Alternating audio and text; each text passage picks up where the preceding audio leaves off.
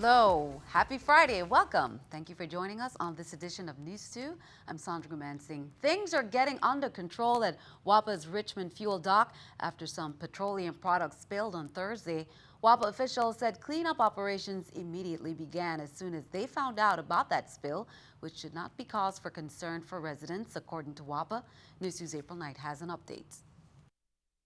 St. Croix residents got a bit of a scare on Thursday when WICO reported an apparent oil spill just off of its Richmond dock. An estimated 50 to 100 gallons of leaked petroleum floated on the surface of the water and was noticed Thursday noon by WICO workers. Of course, we're just as curious to get underway in a full-fledged probe to determine what really transpired with this oil separation equipment that caused it to become overwhelmed in the first place that led to the spill. Early Friday morning, WICO reported that some 85% of the spill has been cleaned up. We are making steady progress, especially along the shoreline where the lighter sheen was detected yesterday. That's the shoreline that sits between the power plant in Richmond and a state water gut in the vicinity of the seaplane terminal. Some of the spill headed toward the seaborne docking facility as well. The company has been promptly informed, according to WICO. The cleanup, handled mainly by WICO and one of its contractors, is being supervised by the United States Coast Guard. There's going to be monitoring both in the vicinity of the fuel dock to ensure that all of the oil material that was spilled on Thursday has been retrieved, and of course we'll continue to keep a close eye on that over the next couple of days, depending on the water current pattern and whatnot, to determine if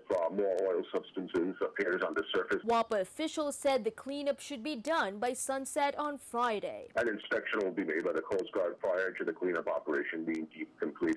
WICO stresses that it was not a big oil spill and that the leak has been plugged, so to speak, since yesterday. They also said there were no precautionary measures that needed to be passed along to residents living in the area. Reporting for News 2, I'm April Knight. Again, WICO will continue to monitor the waters around the dock for any signs of oil residue. We will update you of any significant development on the aftermath of the cleanup. Students at the Eulalie Rivera Elementary School were dismissed early today because of low water pressure affecting the school's buildings. Officials say the problem could not be fixed while students were present. Parents were asked to start picking up students immediately, and buses arrived between 12 noon and 12:30 p.m. right after school lunch was served. Department of Education said maintenance crews should resolve the problem over the weekend. Classes are expected to resume on Monday, February 1st. The St. Croix District of the Office of the Insular Superintendent regrets the inconvenience to parents and students. Well, due to some unforeseen mechanical failure of a fire apparatus located at the Anna's Retreat Fire Station, the Virgin Islands Fire Services reps say they are forced to close the Bordeaux Fire Station temporarily until further notice while repairs are being made. The apparatus and personnel of Tango Company are being relocated to the Emile Berry Fire Station, and personnel of Echo Company are being relocated to Tutu Fire Station until repairs have been completed. All emergency calls between the Estate Dorothea and Bordeaux communities will be transmitted through the Emile Berry Fire Station. The Virgin Islands Fire Services regrets any inconvenience to the Bordeaux community. Well, just a reminder, 2 Royal Caribbean international ships have been diverted to St. Thomas due to the effects of the winter storm Jonas. Grandeur of the Seas will call on St. Thomas on Saturday, January 30th, and berth at the West Indian Company dock from 8 a.m. to 5 p.m. Anthem of the Seas will berth at Crown Bay's Austin Bay Monsanto Marine Terminal on Monday, February 1st from 7 a.m. to 6 p.m. Joseph B. Bushelti, President and CEO of the West Indian Company, said, "While we regret that extreme seasonal weather is causing distress in several communities and interrupting vacation itineraries, we welcome the opportunity for additional cruise ships to visit our shores." WICO also announced additional changes to the Monday, February 1st cruise ship schedule. Carnival Liberty will now arrive at 6:45 a.m. and depart at 11 p.m. Carnival Glory will arrive at 7:15 a.m. and depart at 5 p.m. On Tuesday, February 2nd, the Carnival Valor will arrive at 11 a.m. and depart at 11 p.m. The Carnival cruise ships will berth at the West Indian Company dock. It has been a big week for lawmakers. In addition to a fully packed Senate agenda, they began the week hosting the governor on his second State of the Territory address. And even though Governor Mapp was more upbeat this time, lawmakers still have various concerns. News 2's April Knight has more. Lawmakers agreed that the governor's second state of the territory was optimistic, but there are still significant issues that concern them. Two of those are revenue generation and crime. Governor Mapp proudly announced various areas of spending that would benefit Virgin Islanders, including the across-the-board salary increases for government employees. But senators said they needed to hear more about where the money is coming from. We got to look at more revenues, bringing in more people to do business. All of these projects that he mentioned require a funding source. And yes, we just acquire an infusion of cash due to the ArcLight project. But in speaking about the different projects that he has in mind and speaking about the different ideas and concepts that he wants to implement, they require an infusion of revenues. Senate President Neville James added that on top of getting the money, responsibility in spending it afterwards is just as important. The most important thing for us as a government is to make sure that we manage it and get the best bang for every buck. So that's what I'm looking forward to over the next year. Senators were also concerned about rampant crime in the territory. According to some lawmakers, the influx of weapons into the Virgin Islands calls for stronger border protection by the federal government. It's amazing to me that we do not control our borders. Our borders is protected by the federal agencies.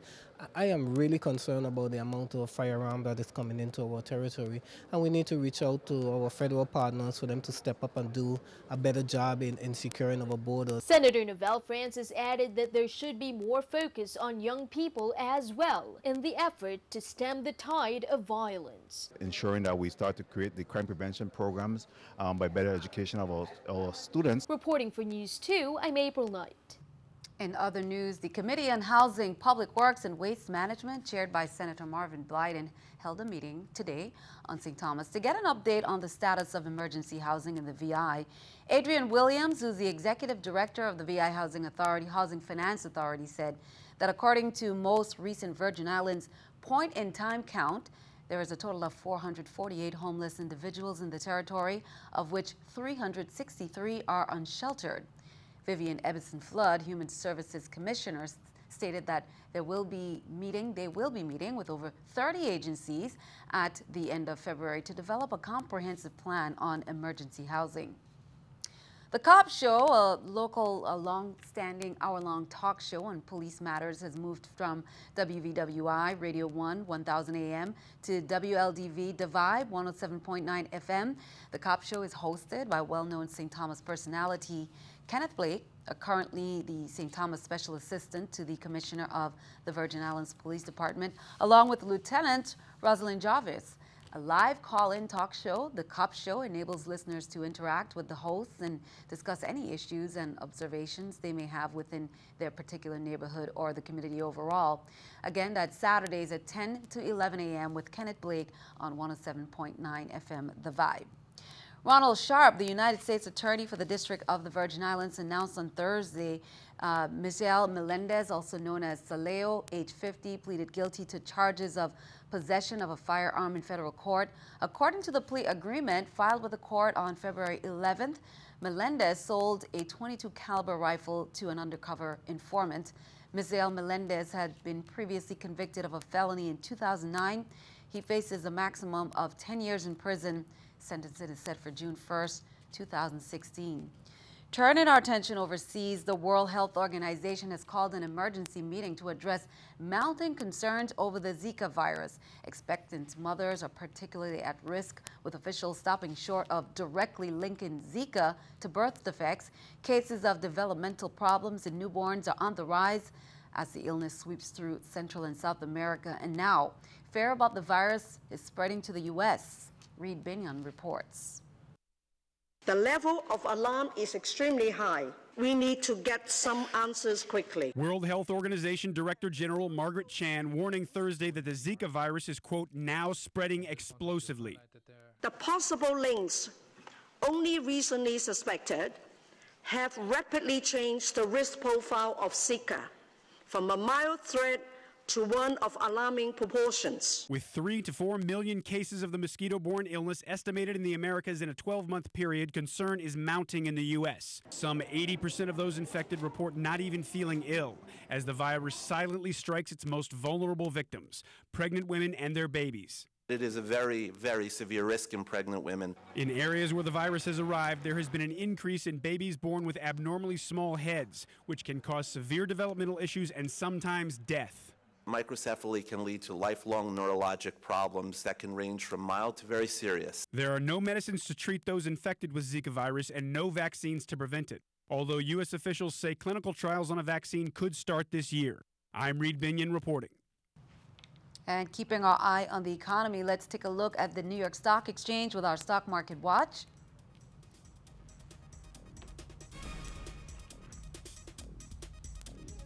Taking a look at the numbers there, we can see everything up. The Dow 396, NASDAQ 107, S&P 500 46. Coming up on News 2, what officials are doing locally to combat the Zika virus. We'll have more on Zika, how it's detected and tested, and what you need to know.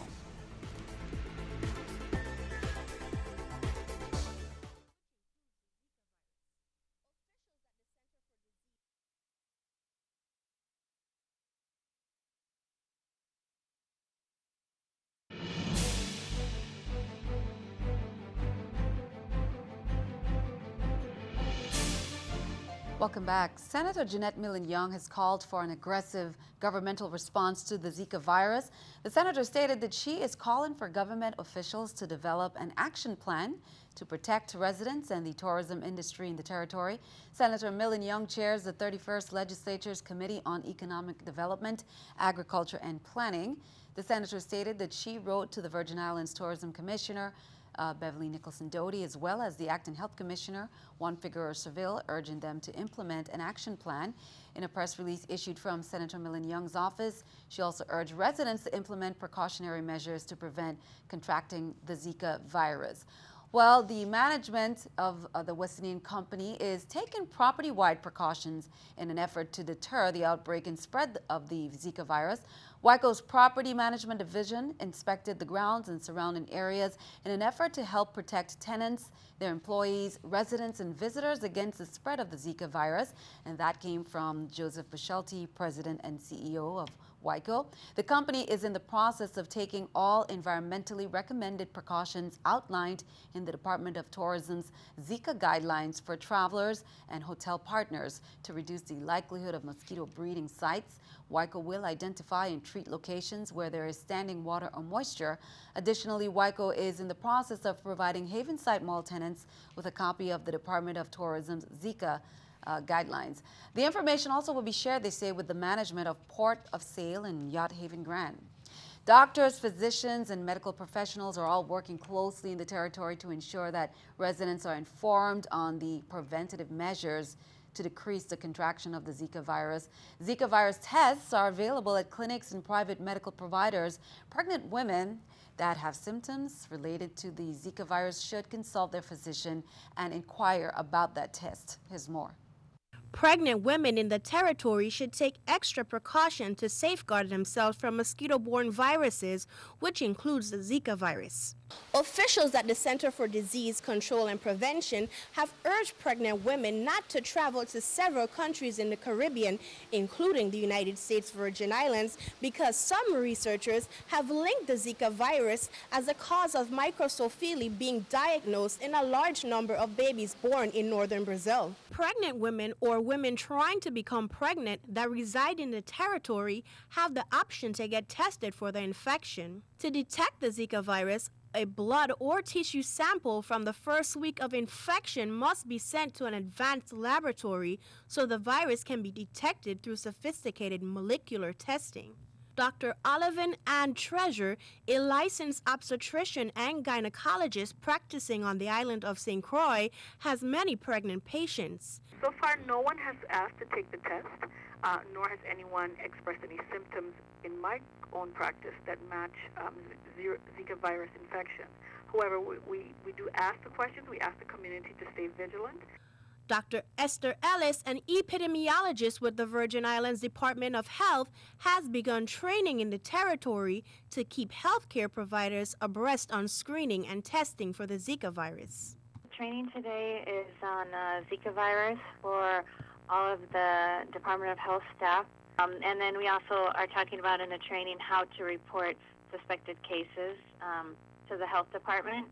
Erica Parsons, the public information officer at the Juan Louis Hospital, also stated that the hospital is prepared to deal with the Zika virus. As you know, the Department of Health is the lead agency for the territory when it comes to these public health issues. And at JFL, we have been closely partnered with the department just to make sure that our policies and our protocols line up with the Department of Health. Stephanie Brown, News 2.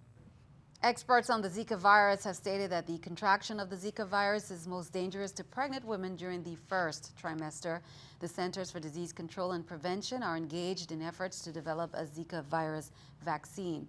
Although there has only been one confirmed case in the territory, the Virgin Islands government released information today informing that the government will be enforcing a preliminary action plan that was established with the assistance of Health Commissioner nominee Michelle Davis.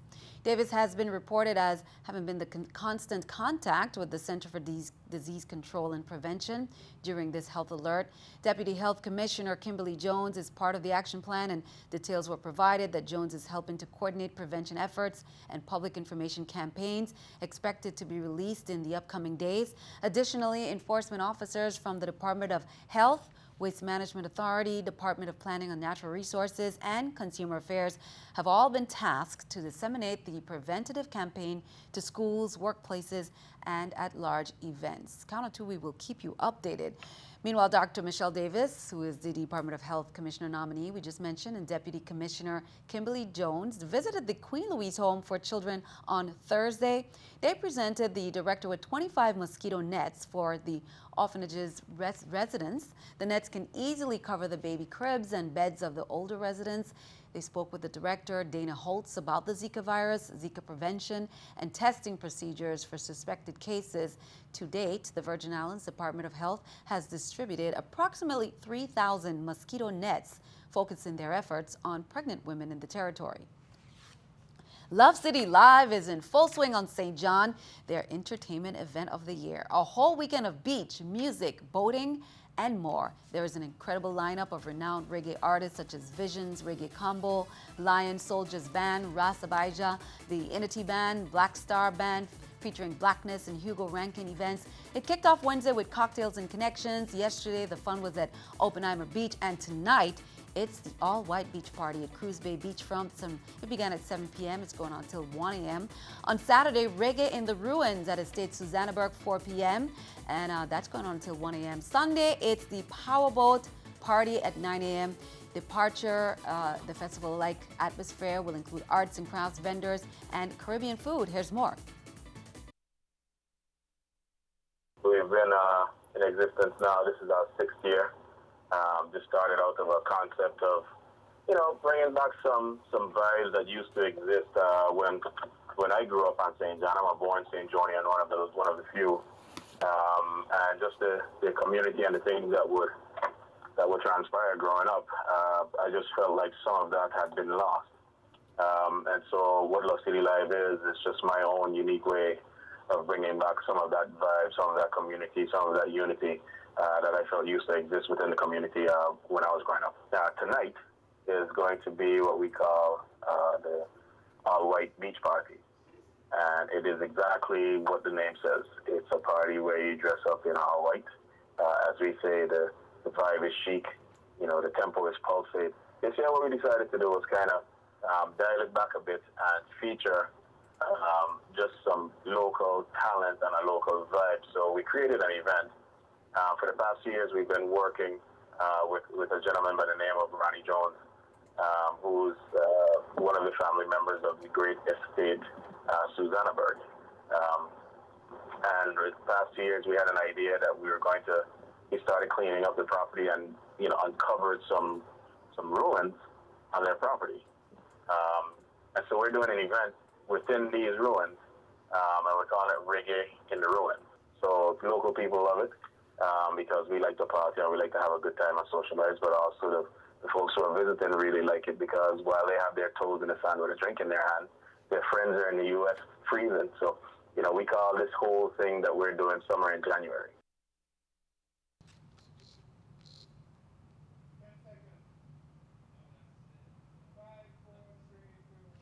And that is going on tonight, began early this week and continues until Sunday. Love City Live.